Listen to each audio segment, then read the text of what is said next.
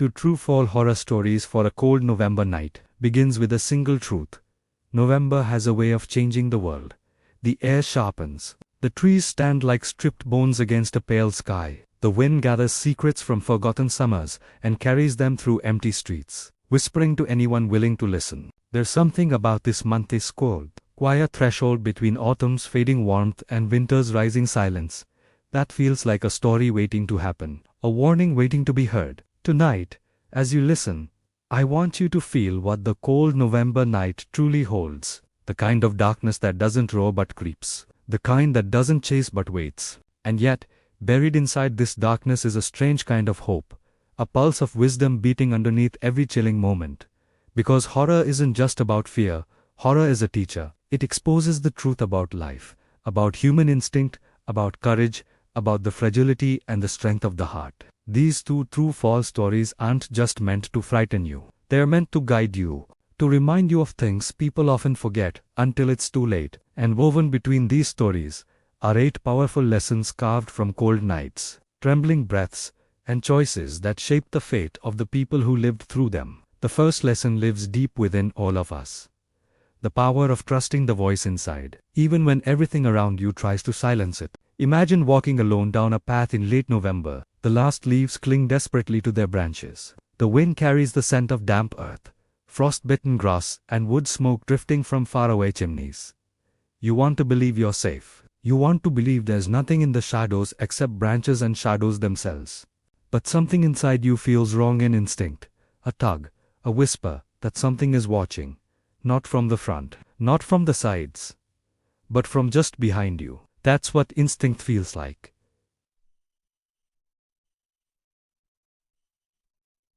A quiet alarm, a pulse from somewhere ancient, deeper than thought, older than fear. The truth is that instincts don't shout. They don't give you long explanations or logical arguments.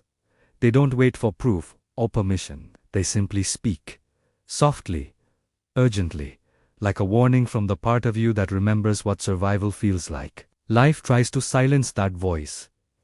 People tell you you're imagining things. Friends tell you to stop overthinking. Your own mind tries to rationalize danger because it's easier to pretend worries aren't real. But instincts aren't illusions. They are messages from experience, memory, intuition, and ancestral knowledge woven into your bones. They exist to protect you, to guide you. And when you ignore that inner voice, you don't just risk a mistake, you risk losing part of yourself. Trusting your instincts is an act of self-respect. It's the courage to say, my safety matters, even if others don't understand. It's the wisdom to walk away from places that make your heart tighten, from people who dim your light, from situations where something unseen feels off. Instinct is the soul's first language. It's your oldest guardian. There was a man named Eric who learned this lesson in a way he never forgot. Every November, he hiked a trail deep in rural Vermont. He loved the silence, the smell of cold pine, the quiet crunch of frost beneath his boots. But one evening,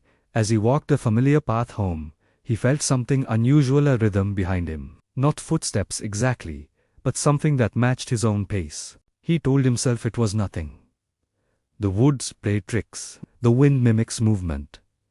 Imagination grows sharper in the cold. But his instincts tightened around him like a hand on his spine. Run, something inside him whispered.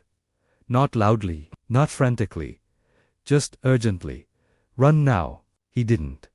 Instead, he kept walking, hoping logic would win over intuition. But then he saw him, a man standing between the trees, still as stone, smiling with a strange, wide expression that didn't reach his eyes. Too pale, too quiet, too wrong. The man stepped forward as if he'd been waiting.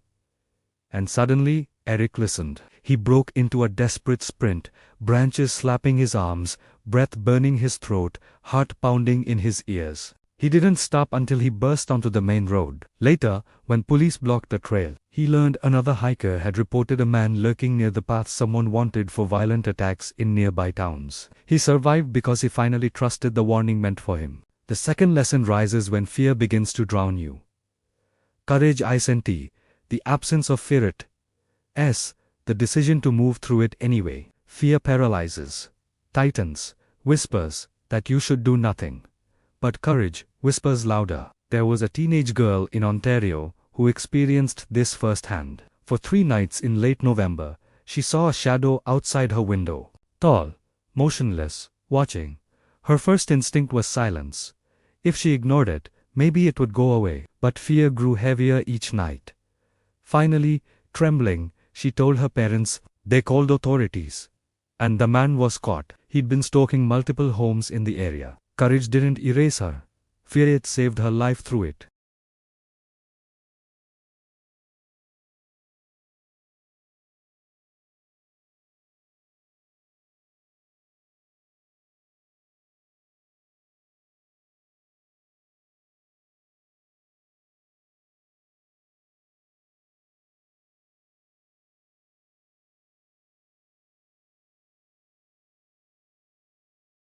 What we refuse to face in the light finds ways to confront us in the dark.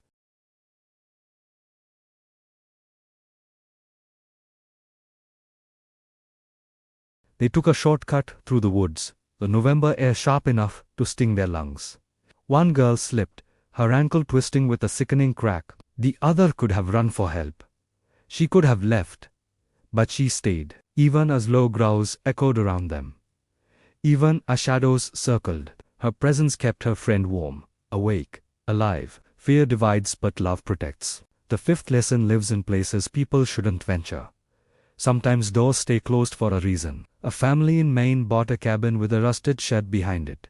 Locked, unmoving. Curious one afternoon, they pried it open.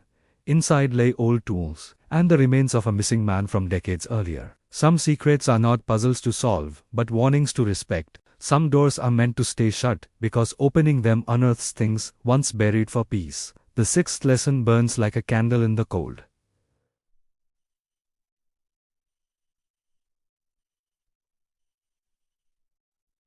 Light may be small, but it always wins. A camper lost in a freezing November storm had only a dim flashlight. Its beam flickered in the dark, barely illuminating the trees around him.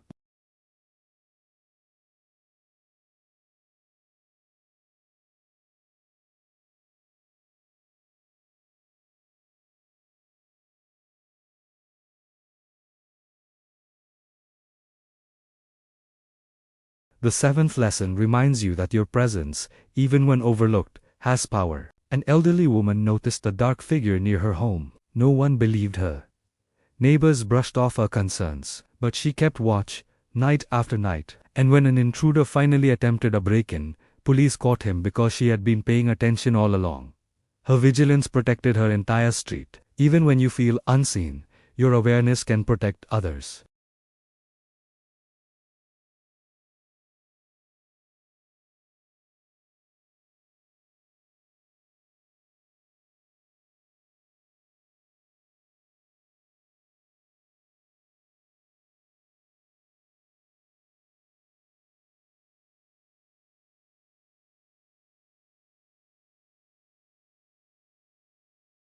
Sometimes what feels like the end is simply a fierce beginning, disguised as loss.